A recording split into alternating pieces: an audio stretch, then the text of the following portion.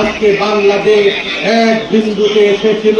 বৈষম্য বিরোধী এই যে স্লোগান ছাত্ররা তুলেছিলেন, সেই স্লোগানে সকল রাজনৈতিক দল, বাংলাদেশের ভাগ্যহত মেহনতি শ্রমজীবী মানুষ এক কাতারে দাঁড়িয়েছিল বলে বাংলাদেশে এক অভূতপূর্ব দৃশ্যের অবতারণা হয়েছিল।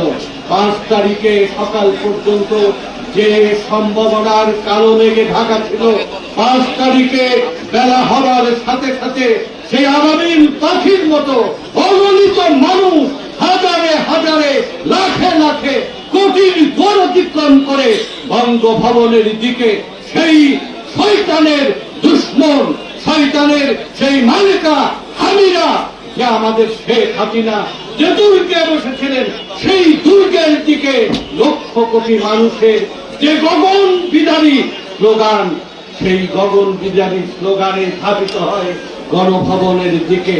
হাসিনা তার সঙ্গী পাহারা সাথীদেরকে বলতে বাধ্য হয়। তার কাছে আমি ছোট্ট পটভূমি আপনাদের কাছে উল্লেখ করব। বিশ্ববিদ্যালয়ে ছাত্রলীগ, যুবলীগ, হেলমেট বাহিনীকে পরাজিত করে ছাত্ররা, আর বাইরে পুলিশ, র্যাব, আনসারের, সরকারের যারা পেটোয়া বাহিনী হিসাবে জনগণের উপরে গুলি করার দুঃসাহস দেখিয়েছে, তাদেরকে রাজনৈতিক দল, শ্রমিক, জনতা প্রতিরোধ করেছে কাতারে কাতারে, হাজারে হাজারে জীবন দিয়ে। এই রক্তাক্ত প্রান্তরে হাসিনা যখন দেখে আর কোন গত্যান্তর নেই, তখন সেনাবাহিনী তার পিজিআর, তার এসএসএফ কে আদেশ দেন গুলি করার জন্য। প্রথম বাংলাদেশে এই সশস্ত্র বাহিনীকে আমি ধন্যবাদ, অভিবাদন জানাবো। আজকের এই বেদনা বিধুর এই সভা থেকে সৈন্যরা, সিপাহীরা সিদ্ধান্ত নেয় আমাদের অভিভাবক জনগণ এবং ছাত্রের উপরে আমরা গুলি চালাবো না।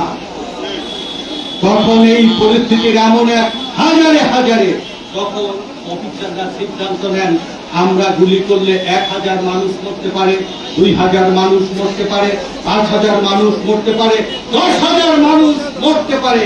রংপুরের ভাই জীবন দিয়ে যে বীরত্ব গাথা রচনা করেছে, বাংলাদেশের তরুণ জনগণ জীবন দেওয়ার যে প্রতিজ্ঞাবদ্ধ হয়েছে, সেই প্রতিজ্ঞায় এরা জীবন দেবে, কিছু হবে না।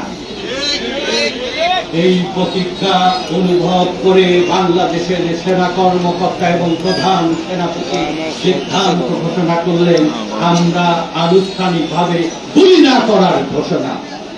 এই ঘোষণা দেওয়ার পরে লক্ষ লক্ষ মানুষ আবাবিল পাখির মতো ঢাকা রাজপথ প্রকম্পিত করে যখন গণভবনের দিকে ফিরে যায়, তার আগের দিন কাওয়া কাদের বলেছিলেন শেখের বেটি হাসিনা পালিয়ে যেতে, সেখানে পালিয়ে যায় না। সেই হাসিনা সিদ্ধান্ত নিলেন আমি বাঁচতে চাই, আমাকে বাঁচার ব্যবস্থা করেন। সেনাবাহিনীর সাহায্যে উনি তার প্রভুদের ভারতে আশ্রয় নিলেন। আমি এই প্রসঙ্গে বলবো, গত 18 বছর জাতিকে, দেশকে বিভক্ত করা হয়েছে বিভিন্ন ভাবে। পাকিস্তানের দালাল বলে, রাজাকার আলবদর বলে, বিএনপি জামাত বলে বিভিন্ন ভাবে ট্যাগ তৈরি করার চেষ্টা করা হয়েছে।